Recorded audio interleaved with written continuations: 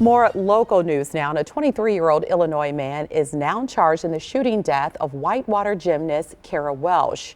Chad Richards is facing a first-degree intentional homicide charge, the penalty being life in prison. And Miriam McCarr is live in Walworth County now as we learn some new details about what happened to Welsh about a week ago. Miriam?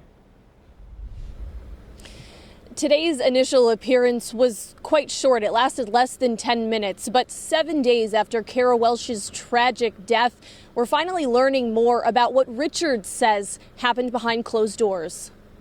This is the 115 criminal call for September 6, 2024. Appearing over video, 23-year-old Chad Richards sat silently in his jail-issued clothing as his attorney spoke on his behalf. Your Honor, I did get a copy of the complaint. I have read it. At this time, we would waive its formal reading. The complaint charging Richards with one count of first-degree intentional homicide by use of a dangerous weapon. Officials write that they were dispatched to an apartment in Whitewater just before midnight on the 30th, after Richards called 911 saying a female was dying. According to the complaint, when officers arrived, they found Richards crying hysterically in the hallway of the building as law enforcement entered the apartment. They found 21-year-old Welsh lying on the floor, not breathing, with multiple gunshot wounds to her neck, shoulder, wrist, and leg. Officials say a black handgun was found on the floor, and the door to the bedroom had holes consistent with a person punching it. In an interview with officers, the complaint says that Richards told investigators Welsh was his girlfriend and they got into an argument. Richards allegedly got so mad he punched the door. He reports that Welsh then grabbed his gun from the bedroom during the argument when he wrestled it from her hands. The complaint says Richards shot the victim with the handgun because he feared for his life. A detective at the scene says evidence is consistent with the shooter standing over the victim and shooting her while she was in the fetal position.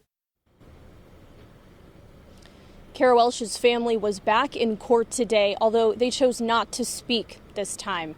The court has set a preliminary hearing date for October 28th. In Walworth County, Miriam McCarr, TMJ4 News. A lot to unpack there, Miriam, and heartbreaking details. Thanks for the update.